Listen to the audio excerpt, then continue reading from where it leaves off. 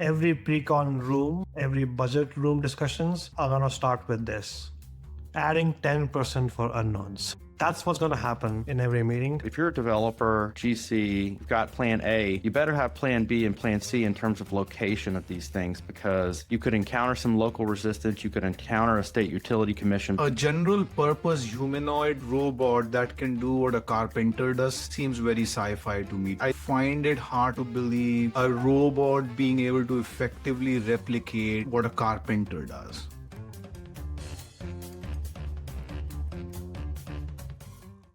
All right, welcome to the Punch List podcast. We're going to cover the oil crisis and how it's going to affect the construction industry, AI data center buildouts, will the music stop? We're going to talk about robotics and adoption on the construction site. And you won't believe the last one, the best one for last, the AI Corner with Kanav to talk about the latest. I think starting from the hot topic of today, we are hearing that Aramco has very few days left of oil reserves and the market's going to split into 2027. Saudi is raising the alarm bells that there's going to be oil pricing shocks continuing till 27, which means it could impact a lot in construction because construction material, the manufacturing of that, and then moving materials international borders, this all depend on oil.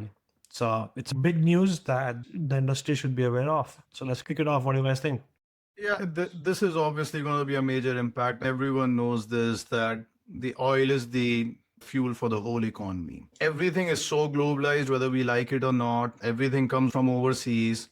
So when fuel prices go up, all of these things are impacted. And then in some of the other countries, it's even more existential because the way they produce things, like if you're getting stuff from China and India are very fuel hungry countries. Even though these countries are looked at as manufacturing and services hub for the world, they don't have oil capacity. Russia and US and Middle East is blessed with oil, so they have that, but not these countries. So it's very hard for them to manufacture things as well, which can also lead to lead time increases. I remember during COVID days, it took us around 19 to 20 months to get a generator for a building we could build in 16. I could have a building ready with just wind blowing through it for 2 months. It was outpacing construction. And it won't surprise me if we're back there here. No, unquestionably, this is going to have an impact. What I think about is if we look back at the last decade, we've had 4 or 5 of these big geopolitical events that, whether it's tariff round 1 with Trump, it was COVID, it was tariff round 2, and now we're at this. And if you're planning a project and underwriting a project or buying out construction, the question comes, what are we going to carry in terms of potential increase due to these inflationary pressures and material cost increase associated with this insert geopolitical event? So you're either going to put it into an allowance, or you're going to give some type of contingency to the contractor, or you're going to carry it as an owner contingency. And what worries me about this is what I call the silent padding that happens up and down the chain. So at the owner level, we're putting in a contingency, and then at the general contractor level, they're thinking about it in their morning staff meetings, and then the subcontractors, and then the material suppliers, and the subs to the subs. So you get this padding effect up and down the chain. And what happens is if the event is transitory in some way and it passes, those prices just seem to stay where they were when we inserted this. And so I think for an owner and developer, you need to really have a deep conversation with your contractor and your subcontractors to think about what we really want to do here. Make sure that anything we add into a budget or an underwrite is very precise, targeted. We think about the building materials and what we're building here and how this is going to affect it, and try to avoid that silent padding up and down the chain, which I think is probably solved through communication. You let everybody know, hey, this is how we're carrying this right now. If circumstances change, we'll deal with it then, but we don't need the extra pad because it may even kill the deal at times. Every pre-con room, every budget room discussions are going to start with this. Adding 10% for unknowns. That's what's going to happen in every meeting. I think to avoid that, what's important to John what you said, let me emphasize this even further, is can we substitute building materials to the ones that are built locally? And can we look at the materials that are either heavy in weight, which is going to have a huge impact on transportation, or have a dependency of energy in its manufacturing, which is going to again impact the oil prices. Can we look at those and just add some padding to them, everything? So you need to be more surgical to check for price escalations and allowances than just having a blanket allowance.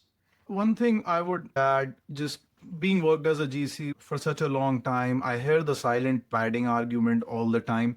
My issue with that is most GCs are operating at a razor thin margin. They don't have the capacity to absorb the impacts of these things going up. There is a real issue where they do want to protect the meager margins they have. Subcontractors have a bit more room to play with, but it's not huge. If you're talking numbers, GCs can be anywhere from 1 to 6%, especially medium to large. Subcontractors would be around 10. But again, these price increases can gobble all that up.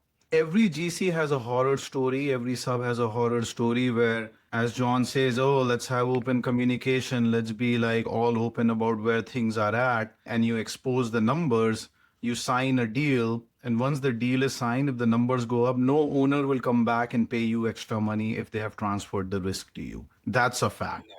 And that's business. So you got to let contractors and subcontractors also do the business. Unless you say, you know what, give me the most precise number where you think it's going to be at. Don't do 10% for unknowns. Do 2% or 3%. And if it goes beyond that, I will fund the difference. If we can work something like that out, great. But I've not seen that happen. So tell me, that's interesting. Tell me one lines on both sides. John being an owner's rep, TK being a GC, you guys have worked on one common project as well. When the NAFTA thing was picking up and the tariffs was increasing back in the day, just explain in a few lines, John, how are you navigating with the GCs, and TK, how are you with the owner's rep? Yeah, TK and I did a project that spanned out 3 of these, Tariff 1, COVID, Tariff 2. I'd say I approached it with some skepticism about what the request coming from the subcontractor and contractor community to add, and probably got there over time, but advocating for precision and a little skepticism is, I think, an important message to send before you just accept increase, because at the end of the day, we think they're adding it anyway. Even if we talk about it, the silent padding is hard to avoid. I think from our perspective, we had a lot of conversations. Some of them were very energetic, a lot of back and forth. What was interesting about that job was we planned it during the Tariff 1 days. The execution, when contract and everything was signed, happened during the COVID days. So if I were to break it all down, it ended up being a very successful project and coming actually on budget. So actually, we did end up with what John was saying, a bit of an open communication. I mean, we weren't on time though, to be very honest, because COVID physically shut the job down. And that's an interesting conversation too, because COVID shut us down for 6 weeks, added, I think, 10 to 12 weeks. And John's, what the hell? Why is it adding more time? But like construction projects are like a ship. It takes time. You need to get the resources back. You need to get the labor back. It's just to turn the whole thing on. So that was one intense conversation we had where it was like, yes, I get it. It's day for day, but why is it more than day for day, right? So there is that aspect. But I think one thing we did well when we were planning for tariff was by having open communication, we created some allowances which were open book to deal with Tariff 1 issues, but also deal with, there was a timeline client really wanted to hit. So once we created that open book bucket, COVID had its pros and cons. Obviously the con was shut down, but the pro was timeline was less important. We were able to tap into that to deal with COVID, which is why the budget didn't change even due to COVID. All right, AI data centers. Will the music stop? Let me set some context first for the listeners. We are seeing both sides of the coin, 3 sides now. One is every AI lab, every big foundation model company is saying if we had more compute, we would have sold more tokens because the world needs more AI tokens. Case in point, Anthropic went from 1 billion to 30 billion of ARR in the last 6 months. Let me say it again. Anthropic went from 1 billion to 30 billion of annualized recurring revenue, 30x in 6 months. They could have gone 100x if they had more compute. That's what they say. So every foundation lab company is supply constrained. And guess what the bottlenecks are? The data center build out. There is two bottlenecks there. One is the citizens in some cities are opposing because they think data centers will be bad for electricity prices in their localities, or there are some baseless rumors about water constraints, which we'll talk about in a moment. But that's one side of the coin, which is they're constrained by that. They're also constrained by, guess what? Electrical workers. Very few electrical workers out there who can get electricians, who can get the energy to the data centers, right? So that's a big constraint. That's one side of the coin. The second side is, what did you just say? You want to add $1 trillion of capex to these data centers to do what? To help us with AI? Are we even seeing enough value in AI? Yeah, it might have some cute demos and it can write poems and it can write emails, but is it a big productivity booster to us that it boosts productivity north of $2 trillion? There's a skepticism there. So will the music stop? So these are like the two sides of the equation that we're dealing with. And the big question is, data center is the biggest growing vertical market in construction, fueling all the top GCs growth. The question is, will the music stop? My response to that is the music will not stop completely, but it's going to get a little lumpy. Today is the 22nd of May, and it's graduation season, and the headlines you saw from last weekend were several commencement speakers who mentioned the word AI got booed. I think that's pretty interesting and probably indicative of where a lot of America is right now. So if you're developing a data center or you're working on a pre-con on a data center, I think that you can probably count on a macro level these happening. It is imperative that the United States builds these data centers here. We have to do it. We're in an arms race. And if we don't do it, these hyperscalers are going to have to go to other places. And that's not good for us.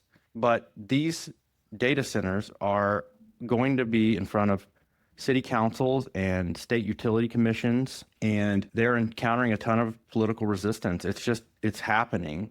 So if you've got your plan A developed, if you're a developer, GC, you've got plan A, you better have plan B and plan C in terms of location of these things, because you could encounter some local resistance. You could encounter a state utility commission, because the fear from ratepayers and citizens about the electricity going up is real. And I think we've seen some evidence of that. I also think we see a lot of kind of fear mongering out there, but that's real. Those cash flows are going to be lumpy coming to the industry because there's going to be start and stops.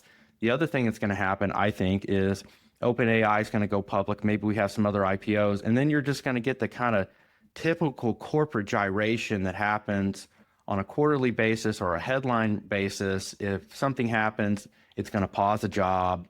That doesn't always make big news, but if you've got hundreds of people working on something and then corporate finance wants to pause it for your earnings call because something bad happened, that is huge. It adds cost and time and uncertainty for everyone. So I think it's going to be lumpy here for a little bit. What do you think, TK? I think data centers are great for blue-collared workers because it's creating jobs. The impact of data center is the blue-collared workers are probably the last ones to get impacted by it. It's automating mostly white-collar jobs. But I don't want to minimize the energy consumption side that these data centers will have. And I was reading a metric that China added as much power in a year, like talking about arms race, last year as all of United States has. There is other infrastructure that needs to be coupled with the data center build out. We keep forgetting infrastructure. There's a tendency to look at China and say, how do we compete with them? One of the simple answers is we need to have a better infrastructure here to allow for data center build out, to allow for goods to move from point A to point B faster. So that's the construction and blue collar perspective. Zooming out, I'll just take a historical perspective because I'm a student of history. Every revolution that has happened has started by bourgeoisie, right? Whether it's Russian Revolution, French Revolution, and that's your white collar middle class right now, which these data centers are most impacting. I'm talking about outcome, not the construction piece now. And so it'll be interesting to see how that plays out, because history has shown when you go after the bourgeoisie, it can turn into major changes within the society itself. Yeah, there are these 3 data points to come about, right? If you look at the GDP growth of the United States and you exclude data centers, it's a flat economy. It's only the data center that's fueling the whole growth of the United States, right? Coupled with that, there's a huge opposition to slow down the data centers. Anthropic was supply constrained. Anthropic has been on the meteoric rise. What did Anthropic do? They signed up a deal with Elon Musk saying, you have Caduceus 1, which is only 15% utilized. Can you give us the rest 85%? The S1 filings just came out for SpaceX, so we know the numbers. SpaceX just rented out 1.25 billion a month for its data center to Anthropic. So Anthropic is spending about $18 billion to Caduceus 1 a year because they are supply constrained. They were lucky they had an empty data center lying around, which SpaceX did not use a lot. But That's because government's not using Grok. I'll not reply on that one. But I think Grok is too early. The ARS, it might catch up. It's still not there yet. But the thing is, what many middle class white collar or lower middle class white collar is not understanding is for every dollar of data set, for every dollar of AI compute, the hyperscalers need to invest about $3 to $4 in capex. Of that $3 to $4 in capex, about $1 is construction. So give us some gross numbers on that for the listeners. If you picked up a Claude subscription for $20 a month, they are essentially that same $20 will go back into construction. Why is that? Because for every $20 you spend to Claude, Claude gives about 10 to 15 back to hyperscalers. For those hyperscalers operating cost of 10 to 15, they need to spend about 60 in capital expenditure. So they recover the money in 6 months after they build out the data center, right? But they need to spend that $60 in the capital expenditure. All that 60, it's chips, it's electricity, it's all that kind of stuff. But if you remove all the chips and electricity, if we just include construction, of that 60, construction is about 20. So for every $20 you give to Claude, $20 is actually going back into construction of building data centers. So that's how the economy is fueling with the build outs. We saw $100 billion of construction commissioned this year for data centers. We could only build like 60 of that because the rest got opposed by city councils, but 60 is still being built out. And the demand is just quadrupling. It's not slowing down. So for the industry, some of this is not going to be recurring, but it's here now and it's here in the midterm. And so you should be grabbing it. On the construction side, the math is not everyone can build a data center. So you got 10 to 20 GCs who can build data centers. And when you're talking about these mega data centers, it's probably 10. So it does benefit that smaller cohort because you need a certain level of expertise, certain level of bonding capacity. There are a lot of things that go into it. The other thing that is great about data center from a contractor perspective, they are so speed focused, right? So every project has this speed, cost, quality balance. And when speed is the focus, margins are higher. That's very interesting. And I think one more trend with this, I don't know if you guys are seeing it, is apparently warehousing business has become a big thing now. Because now you can have regional warehouses, which can later be commissioned into a data center. This has been a trend for a while too. Industrial property near major metro, and it had a huge moment during COVID. So repurposing and reuse in a data center is another interesting trend, and one I've seen personally from corporate users here in the Bay Area. All right, robotics, very interesting week. Figure AI, Bay Area-based humanoid robot company, for the last week or so had a live stream of humanoid robots sorting packages. I think they just concluded it today just to let the team have a break for the holiday. But they also had notably a competition with an intern on number of packages and time, and mapped how many times he had to take a break versus the robots. And the robot, it's not a continuous work with one robot. It was multiple robots. They relieve each other. They go back and forth. I think this is being hailed as a big milestone. It's being discussed. We've got that. We've also got another announcement from a group that had raised $25 million for an industrial robot application on job sites. And so they're still trying to figure that out. Not a humanoid form factor, more the spider robot utility, can fasten, can inspect, can multi-purpose. So I just wanted to talk a little bit about it. I'm really curious to hear what TK thinks about this in terms of when are we going to see the application and proliferation of more robotics on the construction site for improving efficiency. And just one stat, in terms of adoption of construction robot deployments, approximately 40% of the adoption so far has just been drones and inspection robotics. Curious what you think is possible here and what's around the horizon? And what applications on the job site do you see as low-hanging fruit? It's a great question. I've been watching robotics very closely. In fact, one of the projects we did, I tried really hard to get robots to put drywall up, but didn't happen. Anyways, coming back to robotics, I think even the packaging thing, and I haven't watched the video yet, so I'll go watch it. I've noticed robots do well in repeatable tasks when they are on stable ground. So a factory setting where the floor is level, clean, you sit the thing down, the motions are repeatable, it does well. Unfortunately for construction, buildings are not as repeatable. At a micro level it is, at a macro level it never is. And the surface we work on is not clean and level. That is where I see these robotic implementations stumble a lot. There is no question that they will bring more efficiency, but I think the way we'll have to approach it is it'll have to be a two-part approach. I think we need to do a better job on the planning side to build buildings that are more conducive to repeatable tasks at a micro level. Can we standardize the outlet locations on the wall, room by room? Can we standardize conference room layouts? Can we just break the building into these chunks that are as repeatable as possible? Not from a prefab perspective, but from a perspective of someone being able to replicate those motions. Like once I set a robot in a room, is everything at the same distance when they're installing it, right? Thinking like that during planning. We don't think like that during planning at all today. Because we don't need to, first of all, we don't have any robot that does these things, but we should. And a step before that, and I was talking to Kanav about that, could be to deal with the flooring issue. You rent a large warehouse, as we talked about, there are a ton of them these days. Try to prefab things there because warehouses have great floor conditions. And you can prefab things there with robots and then transfer it to the site. That will be the half step before the full step of trying to replicate it on site itself. So more of an off-site production with robots first would be an entry point for your perspective. With the thought process of making walls repeatable.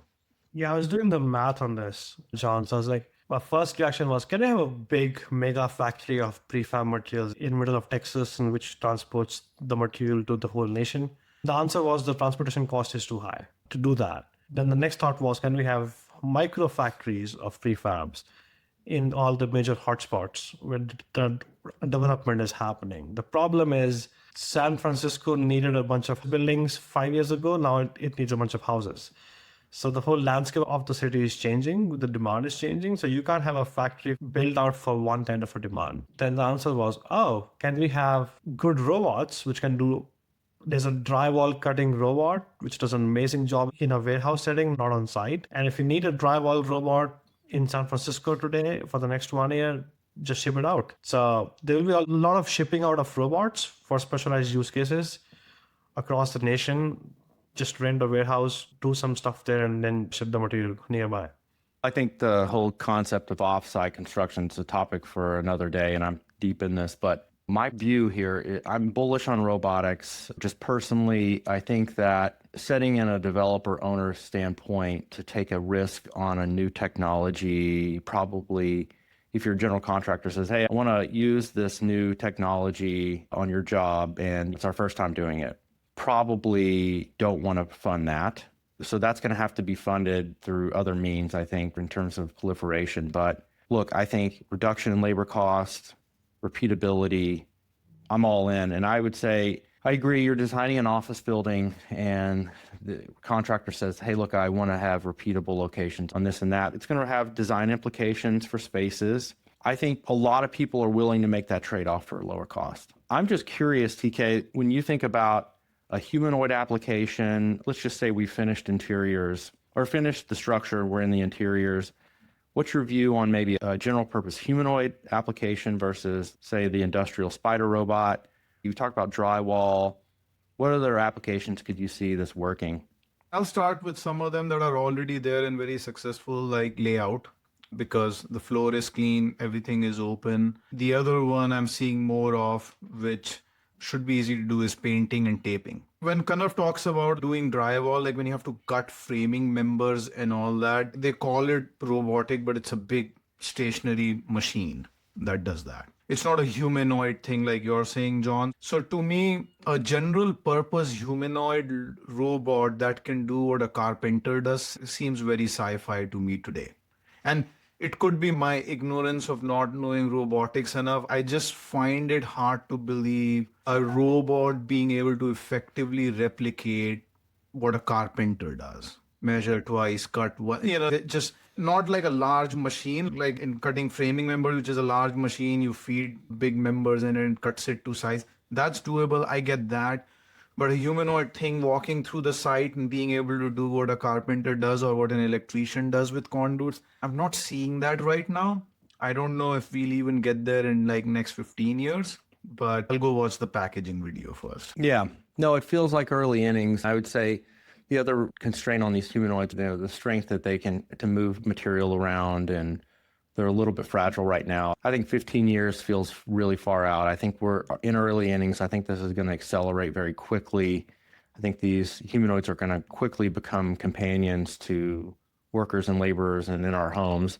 And so it's a natural progression of the job site. But right now, I think they are a little fragile. I think when you add strength to them, you add a little bit of risk for humans working alongside them. But something to watch here, reducing cost is definitely something we should be all looking to do throughout the industry. A pushback on that is like car manufacturing industry has had these robots for 20 years.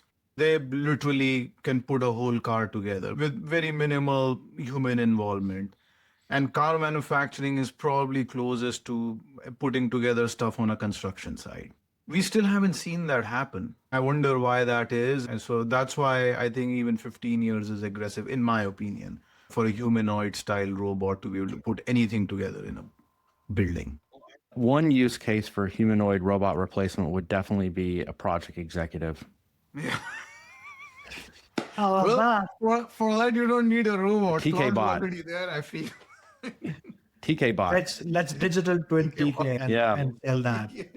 I love that. All right, Kanav, why don't you, in this segment, I'm most excited about this, and give us a little tech corner on AI adoption and where we are right now. Yeah, awesome. I love the AI corner. I was having a lot of conversations with the AEC leaders in architecture, engineering, and construction, all three. And I keep on hearing these views that AI is scary, it's going to take our jobs away in 5 or 10 years. But at the same time, I hear, oh man, AI doesn't do anything good in construction. What's happening? So it fails. It's like a cute demos that happens. And then once you try in real life, it just crashes. I was trying to make a sense for them, like what works and what doesn't work in AI. So let me share those resemblance with all the listeners here. Like, if you haven't seen this already, Anthropic came out with this paper on March 5th of this year, where it said, let's look at the theoretical coverage of what AI can do, which is the blue chart here. And let's look at where AI is used today. How much of that is used today, which is the red chart here. As you can see, AI is doing a lot of stuff in the computer and math world. So you see Claude making code for you. You're seeing Excel plugins where it can do a lot of good stuff on the Excel side and do pivot tables and analysis and spreadsheet stuff. Pretty good stuff. And we are seeing that coverage also. The red bar is pretty high. There's still a lot of overhang, which is people are still not using it completely to what it can do. So there's a huge overhang there, which is where, by the way, biased for Anthropic, they want more funding, so they got this paper out, right? But if you look at construction, even the theoretical bar is pretty low and the red bar is like way low. Construction people are not using AI. As simple as that, right? There's a reason for that. The reason is I want to divide AI. AI is loosely used AI overall. And for the nerds who have been doing AI for the last 40 years, like AI has evolved from machine learning to neural nets to now transformer. If you look at transformers, the AI we use today, more generally, I divide that in 3 different types of models. It's language, vision, and reasoning. When you use ChatGPT, when you use Claude, they're using all of these 3 behind the scenes for you. So what do I mean by that? Let's say you say, hey, Claude, summarize this document for me. That's language. You say, hey, Claude, here's an image of something. Tell me what's in there. That's vision. And you say, hey, Claude, analyze these 10 things for me and build a business strategy for me. That's reasoning, right? Claude is using all these different models behind the scene. That's why we call it multi-model. But if you see language, they had a benchmark called MMLU, which is like an SAT for AI. If AI had to take an SAT exam, what would that look like? It used to score 67% in 2022. It went up to 88 in 24. Then incrementally went up to 90 in 26. My expectation, it might go to 92 or 94 in the next 10 years. It's pretty good already. So if you experience AI today and say, hey, summarize this doc for me, write this email for me, clear this document for me, rephrase it, it's doing a pretty good damn job. That's the benchmark. That's what you're experiencing right now in language. When it comes to vision, AI is not good today. And to be honest with you, it just started 2 years ago. The care that the models took in vision is just 2 years old. So it's getting there. Reasoning is only 1 to 2 years old. So it's getting there. If you look at reasoning, all these AI nerds came together and said, hey, can we make a really tough exam for AI? So all these PhDs from different domains, art, science, philosophy, engineering, build what they call the humanities last exam. What they're saying is if AI can pass this exam by 100%, that's it. That's AGI for us, right? So AI used to score 2.7%. Now it scores 44. It might get to 65, 85 is my prediction in the next 4 years. A paper got released on May 1st, which says it's benchmarked the multimodal models on how they understand the architectural drawings. And if you scroll down to the results, the best model is Google Gemini 3 Pro in Vision. It can count doors with a 39% accuracy. I can flip a coin better than that accuracy. So that's where AI is not good. And doors and windows are the basic stuff to count. So we're seeing right now, these are elements within a drawing that it was scored on ability to identify. So 39% for doors, 34 for windows, 89 for bedrooms, and 82 for toilets. And that's pretty consistently throughout all the models, but Gemini is winning right now on vision. And let me be clear, if that door had a note somewhere or it was spelled out in a door schedule in a table, that's a language model. That will pick it up. We're talking about here, door was drawn in a plan, can we pick it up or not? A door from a schedule can be picked up very easily from a language model. It's identifying the door as it was drawn in the floor plan. Just one thing on that benchmark, Kanav, I will add. That doesn't include walls and flooring. Even when it talks about toilets and bedroom, it's talking about it as a space. So the more complex stuff where the value is to a general contractor or an estimator is, can you identify a 2-hour wall versus 1-hour wall versus a privacy wall? It's stuff like that, which is more intricate, mechanical ducts and electrical outlets. And so it didn't check on that. But my assumption is, or from what I've seen, it performs even worse on that.